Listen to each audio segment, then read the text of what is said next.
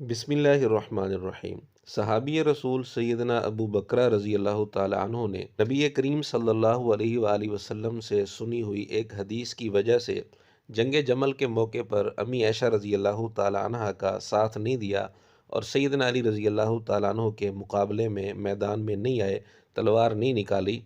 اس بات کا تذکرہ کرتے ہوئے مرزے نے سیدنا ابو بکرہ رضی اللہ تعالیٰ عنہ کے متعلق کیا تبصرہ کیا اور کیا انداز اختیار کیا، پہلے آپ وہ سن لیں۔ اچھا، اب میرے بھائیو چھٹی حدیث، تھرڈ لاسٹ آج کی، صحیح بخاری سے، وہ بھی یہ بھی بخاری سے، اور بخار چڑھ جائے کسی نو کنزیکٹیو تیسری حدیث بخاری سے 4425۔ اچھا، اور یہ واقعی بخار چڑھانے والی حدیث ہے۔ سیدنا ابو بکرہ رضی اللہ تعالی عنہ کہتے ہیں، ایک ہے ابو بکر، یہ ہے ابو بکرہ رضی اللہ تعالی عنہ، یہ کہتے ہیں جنگ جمل کے دنوں میں مجھے اپنے محبوب صلی اللہ علیہ وسلم کی ایک حدیث سے بڑا نفع پہنچا۔ میں نے ارادہ کیا کہ میں عائشہ کا ساتھ دوں علی کے خلاف، لیکن پھر مجھے نبی صلی اللہ علیہ وسلم کی ایک حدیث یاد آ گئی۔ میں کہتا ہوں یہ تھے صحیح اہل حدیث اور اہل سنت،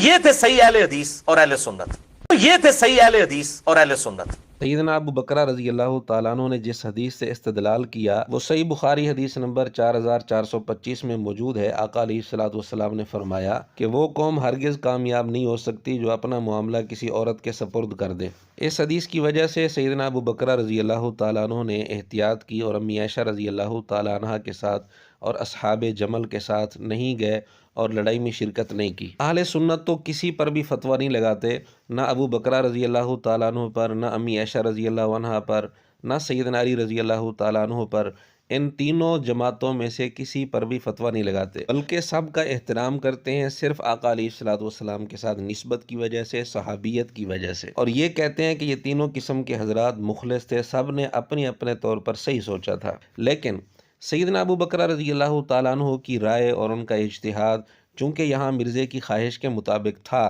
اس لیے مرزے نے بڑے تعریفی انداز میں سیدنا ابو بکرہ رضی اللہ تعالیٰ عنہ کا ذکر کیا۔ لیکن جو ہی سیدنا ابو بکرہ رضی اللہ تعالیٰ عنہ کی رائے اور ان کا اجتہاد اور ایک حدیث سے استدلال مرزے کی خواہش کے خلاف سامنے آیا تو مرزے نے وہاں کس انداز میں تبصرہ کیا اور سیدنا ابو بکرہ رضی اللہ تعالیٰ عنہ کے فتوے کو کس انداز سے رد کیا اور کتنا بھونڈا انداز اختیار کیا، وہ بھی آپ سن لیں۔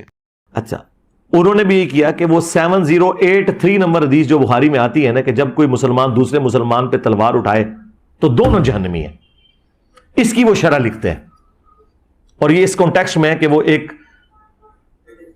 تابعی جو ہیں وہ حضرت علی کی حمایت میں کھڑے ہوتے ہیں تو ابو بکرہ صحابی انہیں روکتے ہیں کہ بھئی میں نے رسول اللہ سے سنا تھا جب ایک مسلمان دوسرے پہ تلوار اٹھائے تو دونوں جہنمی ہیں، اور پھر ہم نے نبی علیہ السلام سے پوچھا کہ جو قتل ہو جائے وہ کیوں جہنمی ہے، قاتل تو جہنمی ہے، تو نبی علیہ السلام نے فرمایا اس مقتول نے بھی تو اپنے بھائی کے قتل کا ارادہ کیا تھا، وہ بھائی کامیاب ہو گیا، لہذا دونوں ہی جہنم میں۔ اس حدیث کو استغفر اللہ واتوب الیہ حضرت ابو بکرہ نے حضرت عائشہ اور حضرت علی کی جنگ کے اوپر فٹ کر کے اس میں سے کیا رزلٹ نکالا کہ دونوں جہنمی ہیں، تو غلطی لگ گئی ان کو۔ انجینئر ہوتے ان کے ساتھ ہوتا ہے انجینئر ابو بکرہ، تو یہ رافضی کہہ دیتے، لیکن وہ انجینئر نہیں تھے نا، سمپل صحابی تھے، وہ ابو بکرہ کہہ دیا۔ اب یہ اتنی خطرناک بات تھی، اور یہ بالکل ردی کی ٹوکری میں ان کا فتویٰ پھینکنے والا ہے، یہ حدیث اس کے بارے میں ہے ہی نہیں ہے، اور یہ بالکل ردی کی ٹوکری میں ان کا فتویٰ پھینکنے والا ہے، اور یہ بالکل ردی کی ٹوکری میں ان کا فتویٰ پھینکنے والا ہے۔ ناظرین، ہم نے تصویر کے دونوں رخ آپ کے سامنے رکھ دیے، دونوں جگہ ایک ہی صحابی کا اجتہاد ہے، سیدنا ابو بکرہ رضی اللہ تعالیٰ عنہ کا، لیکن جو اجتہاد مرزے کی خواہش کے مطابق تھا وہاں مرزے نے اتنی تعریف کی سیدنا ابو بکرہ رضی اللہ تعالیٰ عنہ کی کہ جی وہ صحیح اہل حدیث، صحیح اہل سنت تھے، اور بخاری کا نام لے کر کہا کہ جی اس کو سن کر کسی کو بخار ہو جائے تو وہ اپنا علاج کروائے، یہ وہ۔ یہ بھی روایت بخاری میں ہے جو دوسری ویڈیو میں مرزے نے پیش کی۔ یہاں مرزے نے یہ نہیں کہا کہ بخاری کا نام سن کر جس کو بخار ہو جائے وہ اپنا علاج کروائے، بلکہ یہاں استغفر اللہ پڑھ رہا ہے اور یہ کہہ رہا ہے کہ ان کا فتویٰ ردی کی ٹوکری میں پھینکنے کے قابل ہے۔ وجہ صرف یہ ہے کہ ایک جگہ ان کا اجتہاد مرزے کی خواہش کے مطابق تھا اور دوسری جگہ ان کا اجتہاد مرزے کی خواہش کے خلاف تھا۔ اس لیے اصل بات یہ ہے کہ نہ مرزے کو بخاری سے غرض ہے، نہ مرزے کو کسی صحابی سے غرض ہے، بس مرزے کی خواہش پوری ہونی چاہیے، پھر بخاری بھی اچھی لگتی ہے، صحابی کا فتویٰ اور اجتہاد بھی اچھا لگتا ہے۔ جو ہی مرزے کی خواہش پر زد پڑتی ہے تو وہ بخاری بھی اچھی نہیں لگتی اور اسی صحابی کا اجتہاد بھی اچھا نہیں لگتا، بلکہ بھونڈا انداز اختیار کرتے ہوئے مرزا کہتے ہیں کہ یہ فتویٰ ردی کی ٹوکری میں پھینکنے کے قابل ہے، نعوذ باللہ۔ سیدنا ابو بکر رضی اللہ تعالیٰ عنہ کا جو فتویٰ مرزے کی خواہش کے خلاف تھا، ایک تو مرزے نے یہ الفاظ بولے کہ ردی کے ٹوکری میں پھینکنے کے قابل ہے، اور دوسرا وہاں مرزے نے یہ کہا کہ جی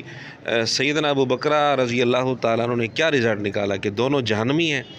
اب دیکھیں ابو بکر رضی اللہ تعالیٰ عنہ کی بات کو کس طرح غلط رنگ دے رہا ہے، حالانکہ سیدنا ابو بکر رضی اللہ تعالیٰ عنہ نے یہ تو نہیں کہا کہ یہ دونوں جہنمی ہیں، نعوذ باللہ، ایسی بات انہوں نے نہیں کی۔ وہ صرف ایک حدیث کے پیش نظر انہوں نے اپنے لیے ایک احتیاط کا راستہ اختیار کیا، جس طرح امی عائشہ رضی اللہ تعالیٰ عنہ کا ساتھ نہ دینے کے موقع پر انہوں نے ایک حدیث کے پیش نظر احتیاط کا راستہ اختیار کیا اپنے لیے، کسی پر انہوں نے فتویٰ نہیں لگایا۔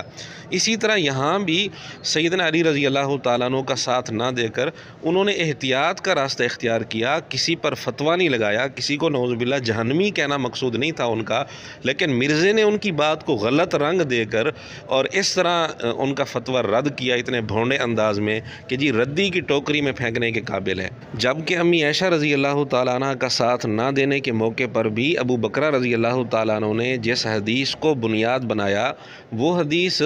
اس موقع پر آپ علیہ الصلوۃ والسلام نے بیان فرمائی تھی جب کسریٰ کے لوگوں نے، کافروں نے ایک عورت کو اپنا بادشاہ بنایا تھا، تو وہ حدیث سامنے رکھ کر انہوں نے احتیاط کی اپنے لیے۔ اب نعوذ باللہ وہاں بھی یہ نہیں کہہ سکتے کہ انہوں نے کسریٰ کی ملکہ والی جو حدیث تھی کافرہ عورت کے متعلق جو حضور نے بیان فرمایا تھا وہ فٹ کر دی امی عائشہ رضی اللہ عنہا پر۔ اس قسم کے ہم جملے نہیں کہیں گے، کیونکہ ان کا مقصد امی عائشہ رضی اللہ عنہا پر فتویٰ لگانا نہیں تھا، بلکہ اپنے لیے انہوں نے احتیاط کا راستہ اختیار کیا تھا۔ ہاں البتہ مرزا ابو بکر رضی اللہ تعالیٰ عنہ کی اس بات کا تذکرہ کرتے ہوئے یہاں بھی مرزے نے غلط رنگ دیا، لیکن یہاں ان کے فتوے کو رد نہیں کیا، بلکہ اپنی تائید میں ان کی بات کو غلط رنگ دیا کہ جی وہ جو کافروں کے متعلق حضور علیہ السلام کی بات تھی وہ یہاں فٹ کر دی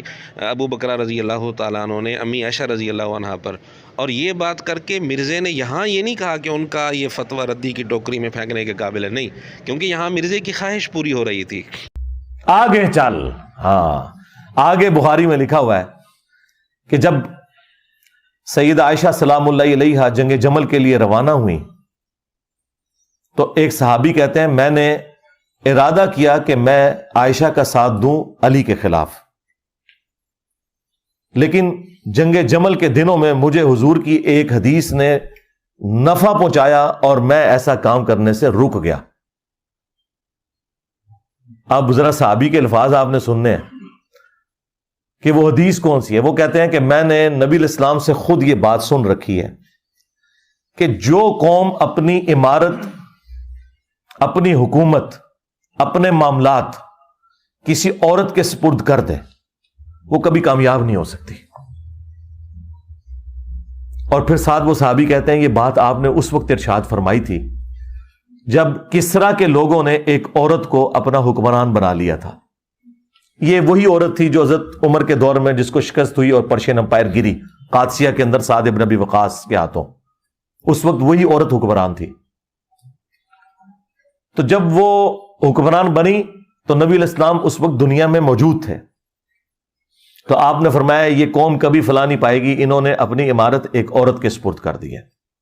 اب مجھے بتائیں وہ عورت تو یہود و نصارہ بھی نہیں، آتش پرست، آگ کی پرستش کرنے والے لوگ تھے، کافر تھے، اور صحابی وہ کافروں والی آتش پرستوں والی حدیث فٹ کس کے اوپر کر رہے ہیں؟ حضرت عائشہ کے اوپر۔ دیکھا آپ نے؟ ہاں، ان کو میں ہی جواب دے سکتا ہوں۔ ہوں تو گل کتنے گئی کہ جی وہ کافراں والیاں گلاں مسلمانوں تے نہیں لگ سکدیاں۔ جی ناظرین، وہی ابو بکر رضی اللہ تعالیٰ عنہ ہیں جن کے فتوے کو مرزے نے کہا ردی کی ٹوکری میں پھینکنے کے قابل ہے۔ ان کا جب اجتہاد مرزے کی خواہش کے مطابق تھا تو مرزے نے کتنی اہمیت کے ساتھ بیان بھی کیا، اور ساتھ یہ بھی کہا کہ جی آتش پرست عورت والی حدیث انہوں نے فٹ کر دی امی عائشہ رضی اللہ عنہ پر، اور یہ بات ذکر کر کے مرزے نے یہاں تردید نہیں کی بلکہ اس کو اپنی تائید میں بیان کیا۔ اور وہاں جو ابو بکر رضی اللہ تعالیٰ عنہ نے سیدنا علی رضی اللہ تعالیٰ عنہ کا ساتھ نہ دینے کی بنیاد جس حدیث کو بنایا، اس میں الفاظ تھے کہ قاتل مقتول دونوں جہنم میں، تو وہاں مرزے نے کیا انداز اختیار کیا کہ جی دونوں کو جہنمی بنا دیا جی۔ اب وہ حدیث جب ابو بکر رضی اللہ تعالیٰ عنہ نے سامنے رکھی تو وہاں مرزے کا یہ انداز تھا کہ جی دونوں کو جہنمی بنا دیا، لیکن یہاں مرزا اپنی تائید میں یہ بات کر رہا ہے کہ جی آتش پرست عورت والی حدیث فٹ کر دی، تو مطلب یہ ہے کہ انہوں نے صحیح کیا اور اس فتوے کی تائید کر رہا ہے، اور یہ کہہ رہا ہے کہ جی وہ صحیح اہل سنت صحیح اہل حدیث تھے۔ ایک ہی صحابی کا اجتہاد مرزے کی خواہش کے مطابق تھا تو بہت اچھا تھا، مرزے کی خواہش کے خلاف تھا تو ردی کی ٹوکری میں پھینکنے کے قابل ہو گیا نعوذ باللہ۔ جبکہ اہل سنت دونوں صورتوں میں ابو بکر رضی اللہ تعالیٰ عنہ کا بھی احترام کرتے ہیں اور ہر صحابی کا احترام کرتے ہیں۔ جس صحابی نے جو اجتہاد کیا ہمارے لیے وہ قابل احترام ہے، ہم کسی بھی صورت میں کسی بھی صحابی پر فتویٰ نہیں لگا سکتے۔ پھر حیران کن بات یہ ہے کہ ایک صحابی کا اجتہاد مرزے کی خواہش کے خلاف ہے تو وہاں مرزے کے الفاظ ہیں ردی کی ٹوکری میں پھینکنے کے قابل، اور اسرائیل کے متعلق جو مرزے نے بیان دیا وہاں اس کو اخلاقیات یاد آ گئے کہ جی اسرائیل کے جھنڈے کو گاڑی کے نیچے روندنا یہ درست نہیں ہے، اخلاق کے خلاف ہے، یہ ہے وہ ہے۔ اگرچہ وہ آپ کے دشمن ہیں لیکن آپ نے انصاف کا راستہ نہیں چھوڑنا، نہ حق کسی کے ساتھ کوئی زیادتی والا معاملہ نہیں ہونا چاہیے۔ یہاں پہ بھی ہم نے اپنے معاملات کو سوشل میڈیا میں یا پروٹیسٹ میں ایک پازیٹیو انداز میں لے کے چلنا ہے۔ میں تو یہ جو پتلے جلانا، اسی طریقے سے زمین کے اوپر کسی ملک کے جھنڈے کو ڈال کے اس کے اوپر کانٹے پھیرنا یا گاڑیاں چڑھانا، یہ کوئی علمی طریقہ ہے؟ مجھے بتائیں اس کا کیا امیج آتا ہے کسی کے سامنے؟ آپ علمی طریقے سے چیزوں کو ہائی لائٹ کریں۔ ایک طرف تو مرزے کا اتنا تقویٰ کہ یہودیوں کے جھنڈے پر کانٹا پھیرنا یا اس کے اوپر گاڑی چڑھانا یہ مرزے کو پسند نہیں، اور دوسری طرف ابو بکر رضی اللہ تعالیٰ عنہ کے فتویٰ اور اجتہاد کے متعلق اس قسم کی زبان کے جی ردی کی ٹوکری میں پھینکنے کے قابل ہے۔ اور پھر اسی صحابی کا اجتہاد جب مرزے کی خواہش کے مطابق تھا تو اس وقت تبصرہ یہ تھا کہ جی صحیح اہل سنت وہ صحیح اہل حدیث تھے۔ یہ کون سا دین ہے جو مرزا لوگوں کو سکھا رہا ہے؟